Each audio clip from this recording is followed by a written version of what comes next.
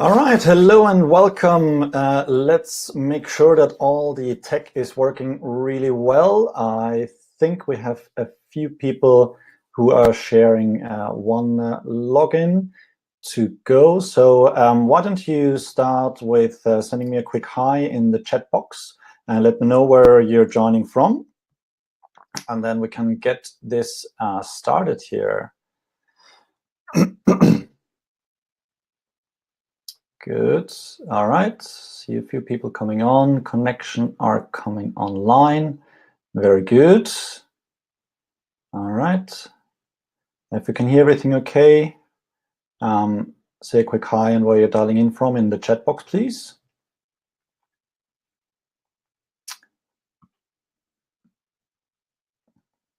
Okay, fantastic, brilliant. Okay, good.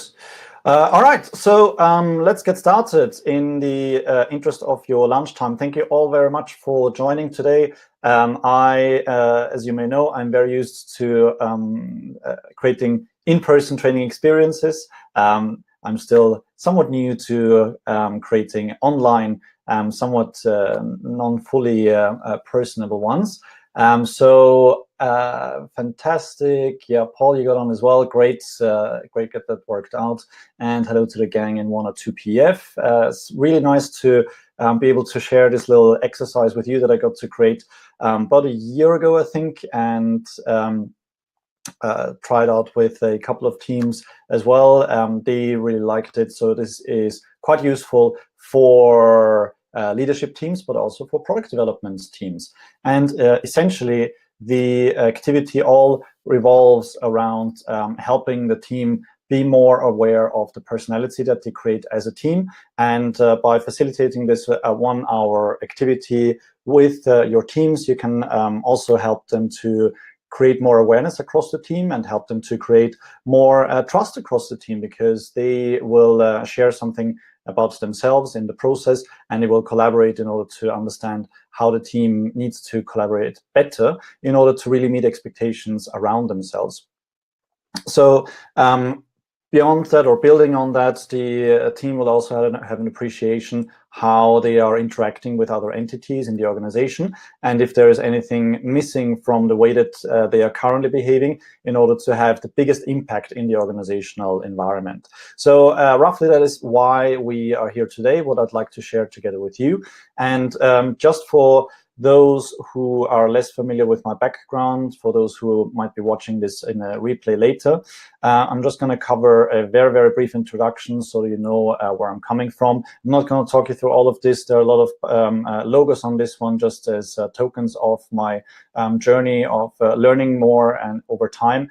I've been doing digital product development for almost 20 years now. The first 10 years very frustratingly so in a traditional context as a product manager, discovering Agile in 2012, and since then continuing my learning and sharing and coaching of Agile in different contexts, working with leaders, coaches, and organizations. But learning without doing is not learning. So I'm also very grateful for all the opportunities I had to practice what I learned in various different contexts, private sector, public sector, and charities. But that's pretty much enough about me. Let's get back to what you are here for today. So the way that this whole came about, this team personality approach or team personality session is I got really fascinated by the DISC personality model, and have been using the team radar. And at some point, I somehow my brain put the two together, and I thought, hey, what if we combine those two and actually work out what we can do for the entity as a team when it comes to the personality? So as I mentioned, I'm really a big proponent of the DISC personality assessment. If you are not familiar with it, this will be a very brief introduction to it. If you've already come across it, then it will serve as a little bit of a refresh. So the DISC personality model is significantly different from something that is better known, like the Myers-Briggs personality type indicator, and is actually based on much more reproducible and much larger body of substantive research than the Myers-Briggs personality type indicator. And if you want to look up why Myers-Briggs is not really all that it has been assumed to be, although it is very, very well known and widely used, you can do so on Google. There is no secret about it. Even the Wikipedia page gives you a good indication why it's actually not as great as some people think it is. So I've chosen to use the DISC personality model. It was created around about the same time in the 1920s. The body of research underpinning it by Dr. William Moulton Marston, and based on that were then various assessments created, and they got better and better over time to be more and more accurate. And very high level, there is I'm just going to turn off the webcam so you can see the full four corners. So there are four basic dimensions to our behaviors. There is the dominance, or as it's sometimes referred to, the decisive area. There is the influence, the interactive one, conscientiousness, cautious, or steadiness, stabilizing. And we have a natural behavioral style that we tend to follow when we are not stressed, or when we're not feeling observed, or not under pressure. And then we have an adaptive one that we default to when we are being observed, when we are under pressure, or when we are being stressed. And through going through this a questionnaire or self-assessment, you can determine which of these different personality or behavioral types is more strongly represented in you. Having said that, everybody has all of those, just in different proportions. And the way to look at this particular model, if you check out the top half of it, you see that this is the more dynamic, the more active side, and the bottom area is the calmer, the more reserved side of things. On the left-hand side, you will have the more analytical, more task-oriented aspect. On the right-hand side, you will have the more people-orientated and more empathizing aspect. And as I said, everybody has all of those, just in different proportions.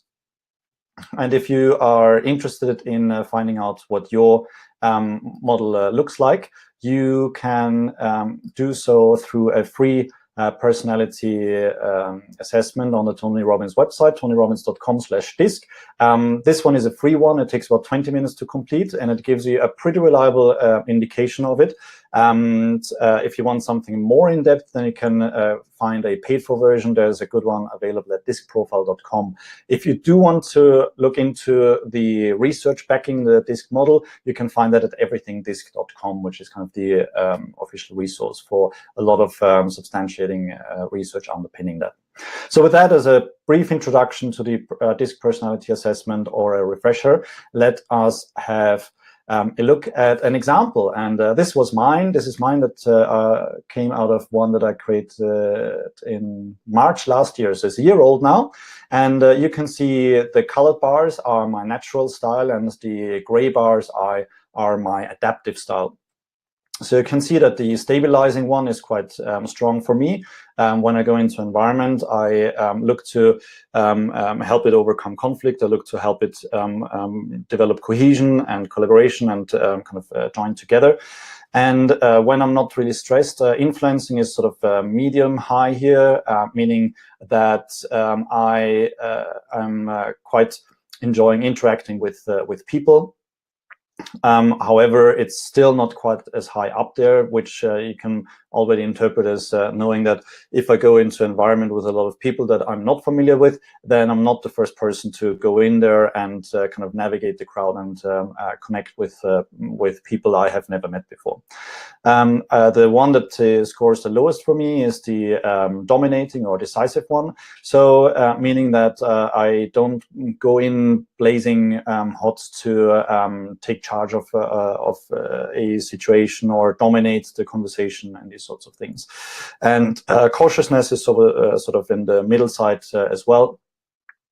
So somewhat analytical, somewhat detail-orientated, but not too high. And the gray bars are my adaptive style. So when I feel observed, when I feel under stress, this is what I then tend to default to. You can see that the interaction with people goes way down.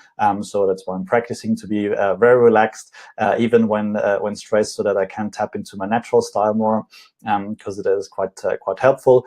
And I also don't tend to be as stabilizing. So I actually tend to take a bit more action, perhaps, than to be bolder and not pay attention so much to the harmony when I'm under stress.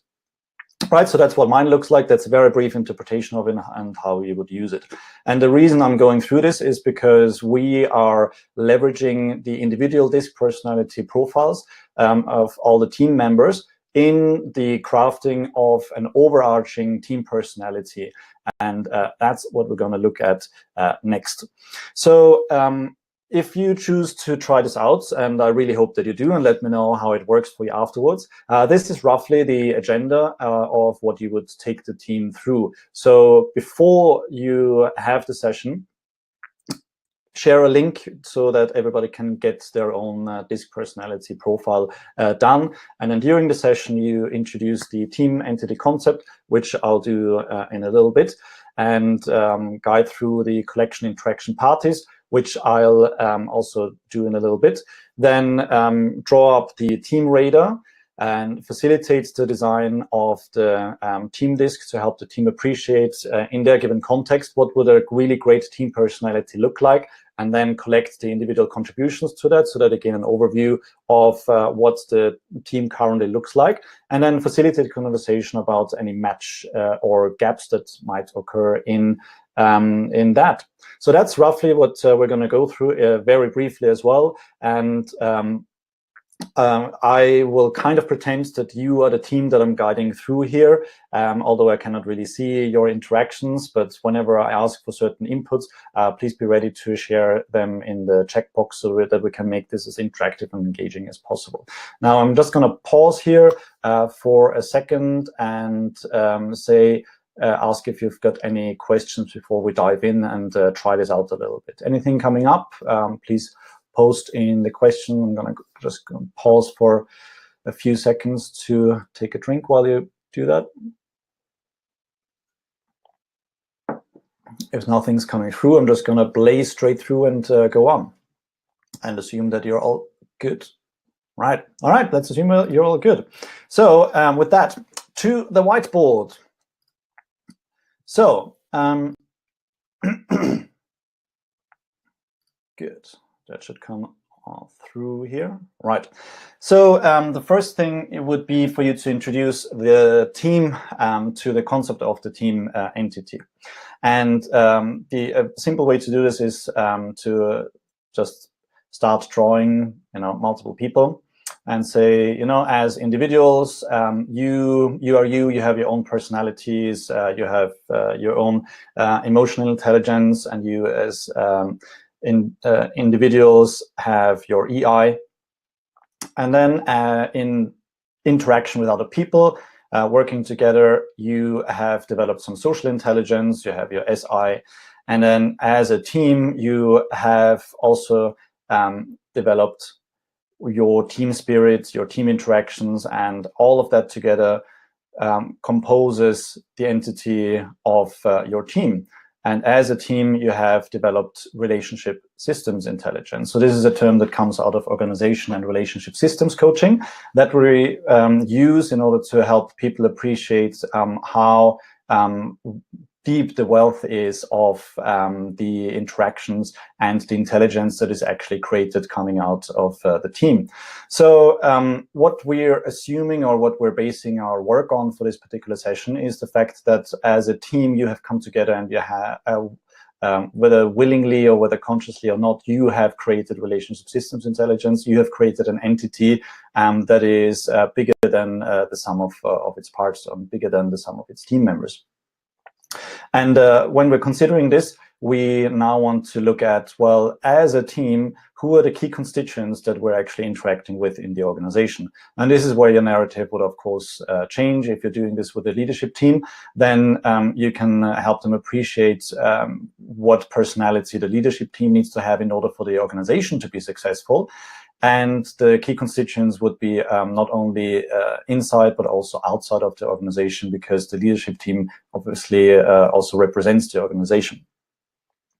And with a product development team, then you would look inside. So the obvious candidates would be that you have some stakeholders that the team interacts with.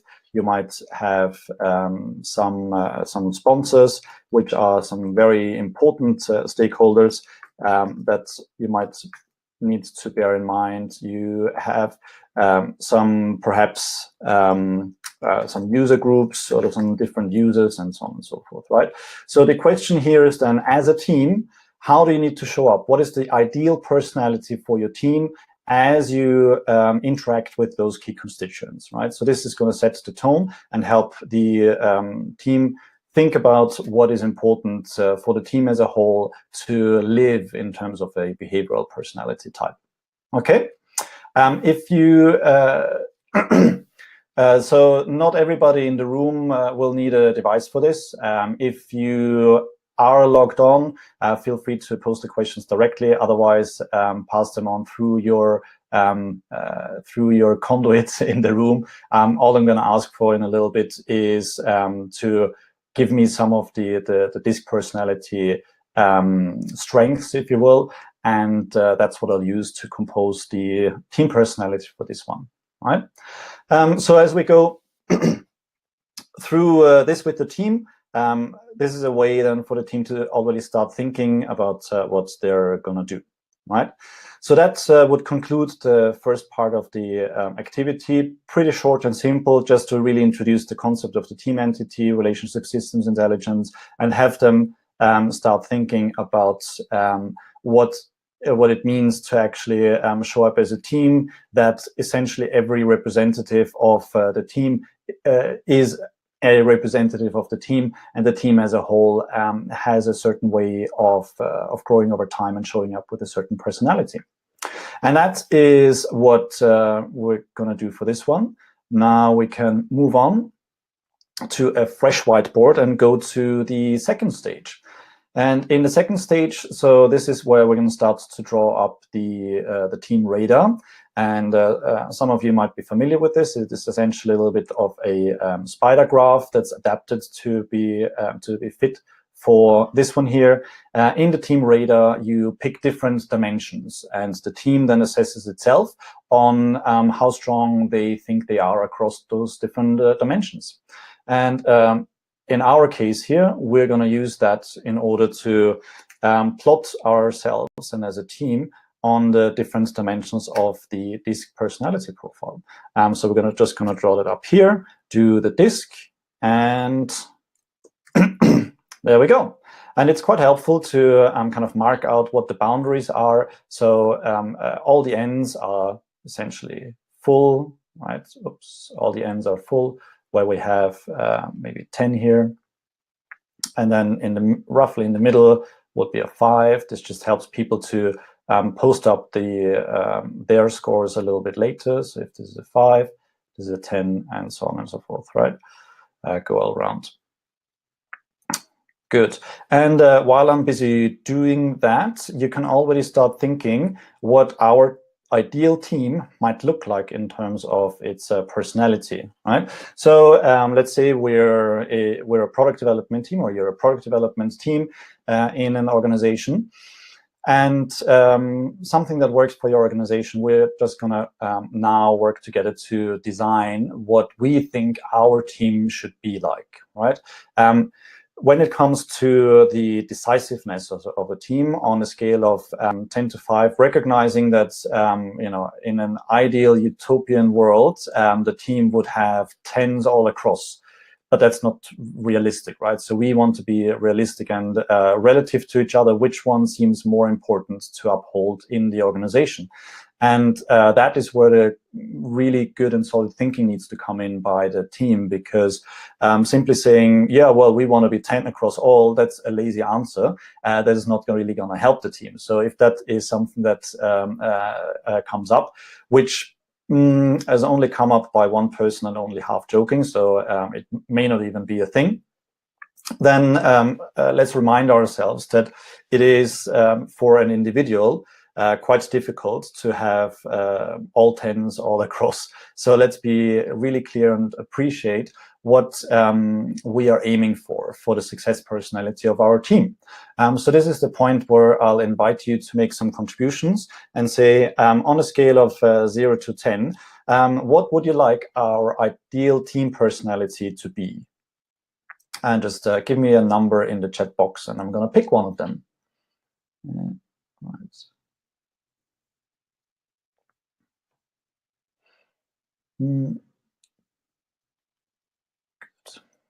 Any number will do. Any number from 0 to 10. Let's on the decisiveness or dominance scale, please.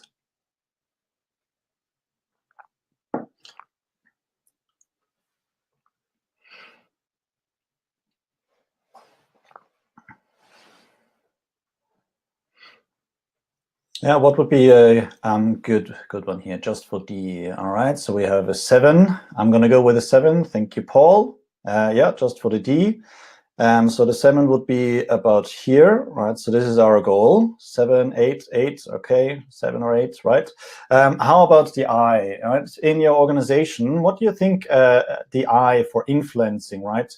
So this is not completely going in trailblazing and dominating. This is really interacting with people and forming great relationships, deep relationships, very much on the interacting with people side.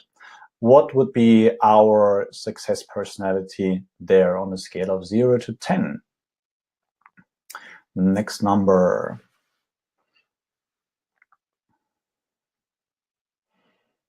All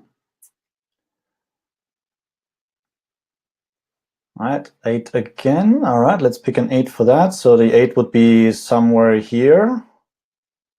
Okay, 8, 9, somewhere there. Okay, so pretty high up, And let's go over to the S for steadiness in older vernacular, or stabilizing in more modern vernacular, where we are looking at creating stability if there's a lot of chaos in the organization, and this might be more important if there's a lot of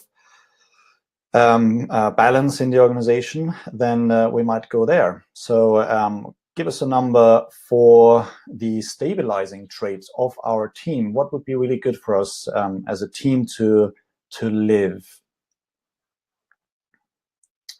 Let's pick another one. So I hear an 8, right? What else? Pick a few more numbers.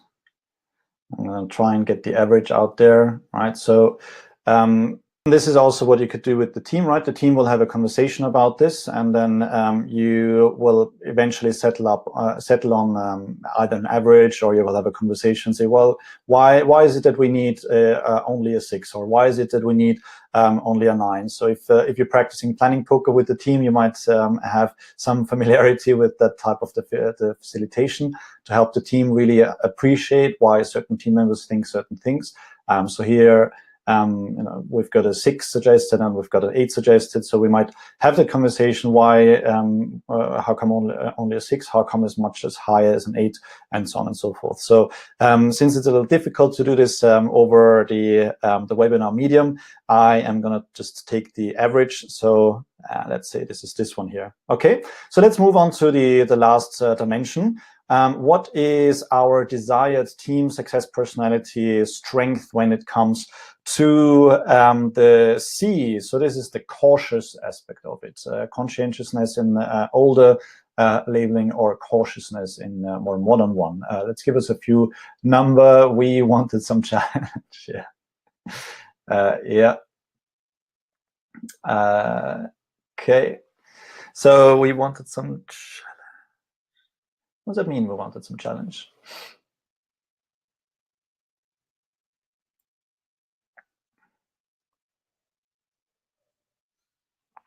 Okay, we got a 6.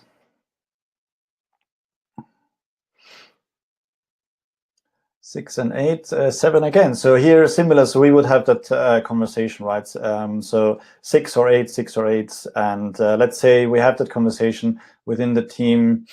Some challenge within the team. Got it. Thank you. And yeah, so 6 or 8, 6, 8. So say we have that conversation. Here we say, well, actually, perhaps we only need to be a 6 in order to be successful in our conversation, right? Okay, and then we have essentially our goals, right?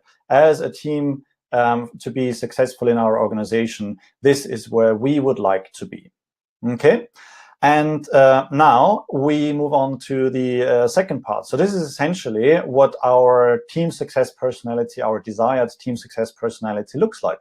And now we go into the sharing part where the members of the team are invited to share what their dominant scores were.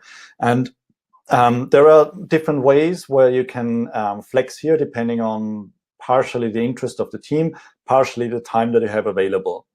Excuse me. So if the team is very interested and you have the time available, you can solicit all scores across all 4 different dimensions. If the team is not as interested or there is not as much time available, then you can focus on the dominant 1 and 2 traits that everyone has available.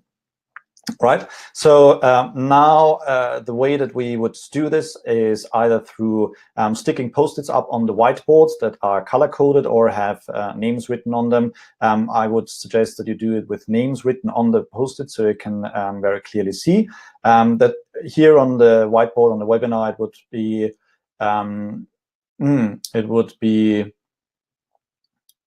it will be easier for me to just draw the squares, and then we have a legend here. So let's get some contributions in here for one team member on what is the dominant DISC profile trait for first team member. So this is where you can all please share some numbers. They might be your own, they might be something made up. If you can put them in the chat box with a D colon number, comma I colon number, comma S colon number, comma C colon number, so that we have the full string in there. That'd be quite good, please. All right, so going back to mine. So ID was pretty low, so for me it would look something like this. Then I think I had a 6, and then for my stabilizing, I think I had an 8, and for my C, I think I had 5. Right, so it would look something like this.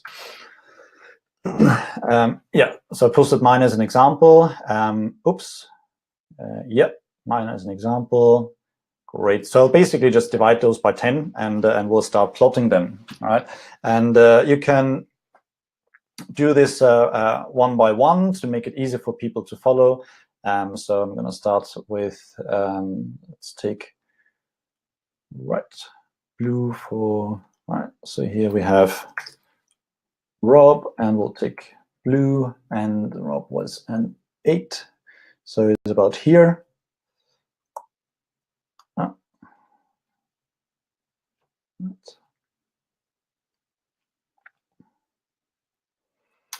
Then an I is up here, and an S is down here. Good. And then the C is down here. And then the next one, we've got Leanne, who gives us some scores. So let's take, I'm going to take this green here. Great. It's green here. Leanne. And we'll take 8. I also an 8.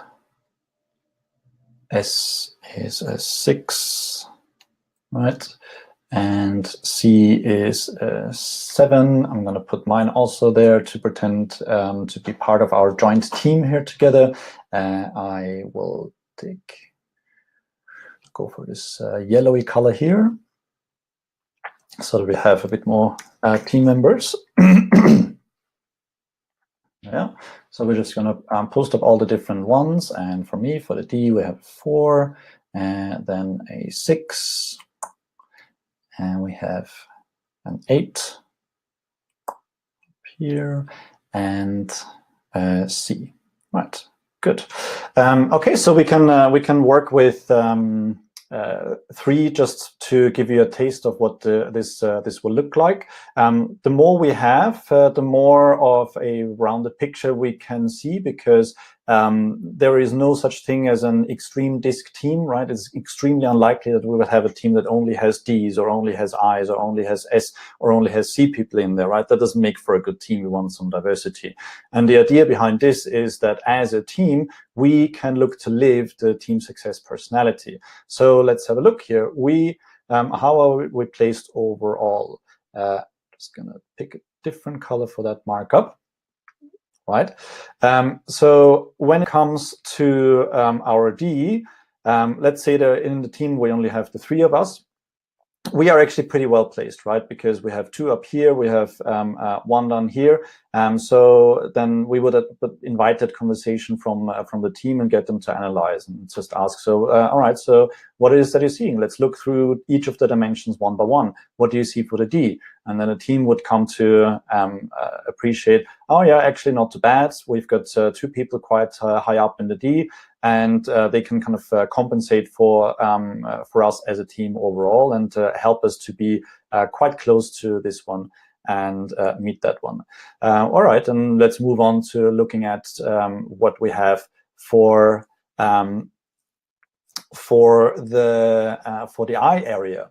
And here we have a wider distribution, and we would then ask, well, as a team, then what do we need to be mindful of here? Actually, we're doing pretty well, because our goal was here, and we have 1 person here, 1 person there, 1 person there. So not too bad, actually, overall, right? So then we'll move on to the other area and invite the same conversation. So let's look at stabilizing and how are we set there. And we have 1 person who is slightly over. Our goal is here. We have 1 person slightly under and another one a lot under. So what do we make of that? So this is where the team would then probably see that, well, this is an area that we need to be mindful of. As a team overall, this is not one of our strengths. We're getting close to it, but it's one where we need to pay attention that we're not falling short of what we actually need to live in the organization in order to do that. All right, so this is we could do with a bit more here, right? So then let's look at the C, and we would invite the same consideration and reflection and ask for observations of the team here, right? If our goal was here, we have 1 team member slightly over, 1 under, and another one way under, right? So if the team is truly only 3 people, and this was the team, then the team would realize, oh, we probably got to be quite careful that when we get to areas where we want to be a bit more detail orientated, that we do draw on the people that we have here. And this is the type of narrative that we're then going into, right? Because we want the team to be aware of the respective strengths across the team and really pull in those strengths for the given scenarios.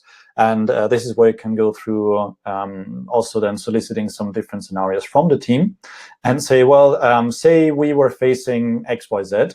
How do we need to be as a team? Well, in those types of situations, we really need to live the decisiveness. And okay, so how we're placed on decisiveness, we would actually be pretty good. All right, how about another situation? Well, let's talk about something that we faced in terms of a challenge recently as a team.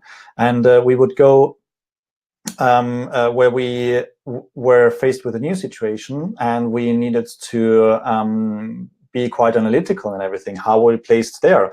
Actually, well, we probably want to ensure that the lead for those situations comes from those people who are closely in that area, right? So through this type of conversation across the team, we can help the team be very mindful about which team members the team can pull on in order to help the team overall be successful in different scenarios and in different situations, right? when we have more team members here, we will have a wider distribution, and we have more ability to compensate. So it can happen that the team aspires to have a certain success personality, where then the results are quite different, and the team actually really falls short. So let's say for a given scenario, or for a given team, they said they really need to be very stabilizing, because the organization is quite chaotic. So they need to be able to keep their cool. So this is actually the most important trait for them. I'm just going to change color and mark up that scenario. So say this certain team said we would need to be here. Well, then the situation would look quite different, because if that is not a natural trait of the team, that is quite difficult for them to do. But being aware of that difficulty then stimulates the conversation that helps the team be aware of how they can compensate for that in one shape or form, right? So that can come in all sorts of options that the team can then cultivate, right?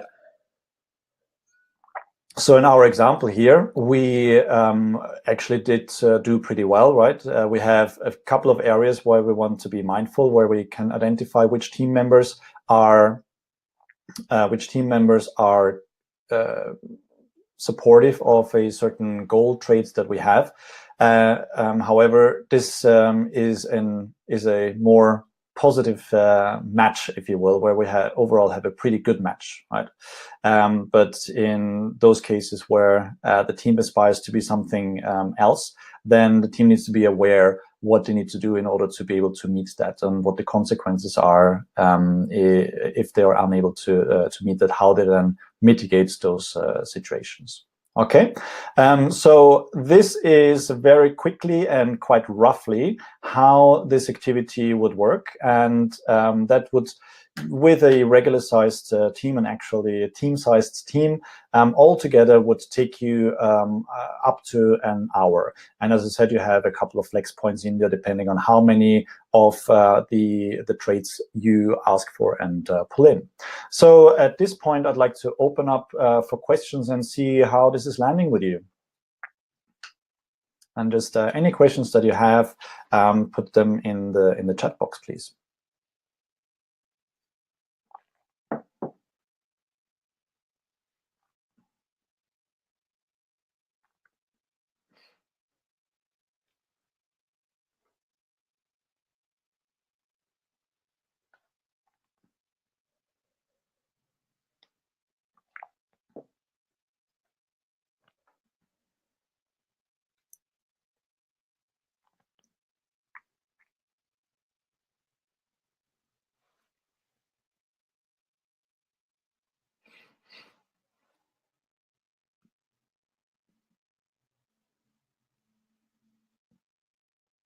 Okay, so if the team are desired to be and the reality is below this, how do we build this up?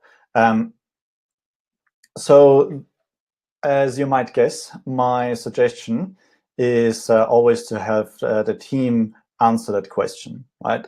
The purpose of the tool is to highlight the gap, and then you facilitate a conversation around it, so in order to cultivate options, right?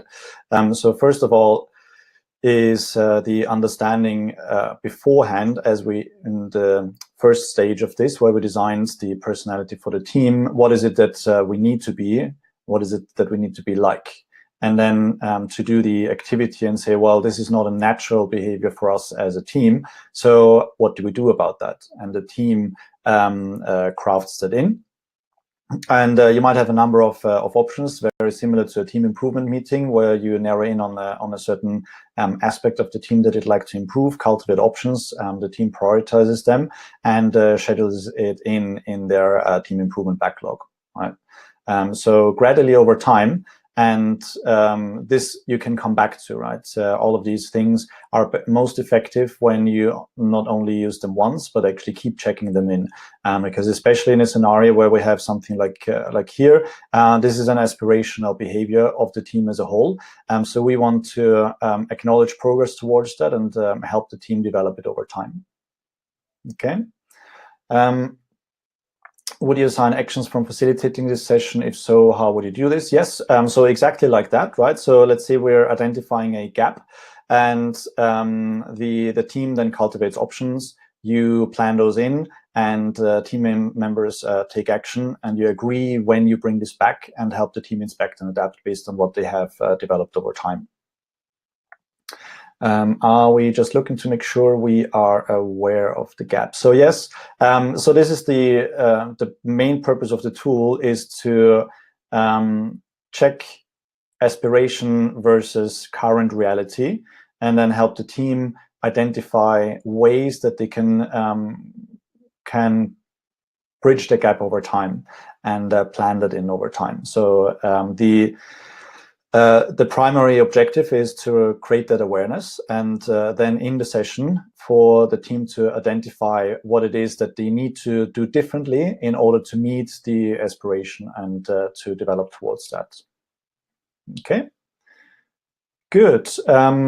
If there are any further questions, feel free to put them in the chat now. I'm going to do a last check. I'm just switching back to the slides here.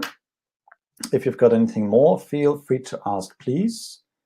Presentation, good. All right. Yep. Good. Any more questions? Nothing further. Good. So if there's any more, I'll pick them up. But if you think this would be a fun activity to do with your team, to at the very least help them to learn a bit more about each other, because you are revealing behavioral preferences, and that is a very, very useful thing for them to be aware of, because they can adjust their behavior more, and that is might sound a bit fluffy to some, but is actually the hardest thing in teamwork. So mastering those interpersonal things, as you know, is helping teams master those interpersonal things is a passion of mine, and is quite an important thing for them, even in its own right. So if I would love it if you were to try this out with your team, and I would love to hear from you. So let's see, anything else came in? Yes, absolutely. So if it is a really stark gap, and the team as a whole, including product manager, product owner, Scrum Master, delivery manager, agile team facilitator, if everybody thinks, well, actually, this is such a stark contrast, it would take us in almost insurmountable bending and personal development in order to meet that, then you can identify, well, then are we actually missing something in the team, right? So we might be okay on the skill side, but when it comes to the dynamic as a team as a whole, then we might be missing something. So that is definitely something that you could look at. Yeah. So how important is it? How big is the contrast? Can we overcome it as a whole? Can we accept that there is a gap, and we'll do the best we can, right? All of those are options, and these are the options that you would consider as a team. It is quite possible that if there is something missing in the dynamic that you want to have, that you might also have a little bit of a gap when it comes to skills or something like that, right? Good. So I would love it if you could let me know how this worked for you. I've tried this with a few teams myself. Was really great to share this, but I'm also quite curious how this has worked for others with their teams. Any tweaks that you've applied to make it run with your particular team, also quite interested. So, right, would it be a good idea to get someone else to also assess you as an individual on this DISC model rather than self-analysis? Yes. So that actually sounds like we might do a separate exercise on that. I've always tried to get people to actually take the online assessment so that it is done properly. You can do the self-assessment with a little activity in the room in 5 minutes, but it's not going to be as reliable as actually taking the online assessment. So I would encourage you to get the team members to do that in order to prepare for this particular session. But yeah, you can always have a little fun exercise to get other team members to guess what your disc personality profile looks like. But again, based on your actually having done it yourself, right? So last call for questions. I am just going to share something else. So thank you very much for letting me share this with you. And let me know how it worked. And before we're closing with the last call for questions, just wanted to raise something else with you that's quite important to me. Globally speaking, there are over 30% of all food that is being wasted, and especially in the developed world, we're really, really bad at this. So between harvest and home and everywhere in between, over 30% of food is being wasted. Is a huge problem for the environment and for our general consumer world. If you want any more information on this with some more background, then please visit feedbackglobal.org. That's the organization of Feedback, who have the sole mission to help us be more responsible with our food use and eradicate food waste. So very, very interesting information on there, and you can also find out how to help them. So one more question came in. For team members who might be suspect of data gathering, what would be a good exercise to prime them for this? Well, opt-out is always an option, right? Opt-out is always an option, but this is the data gathering is not really at the forefront. It's an opportunity to get to know each other better, right?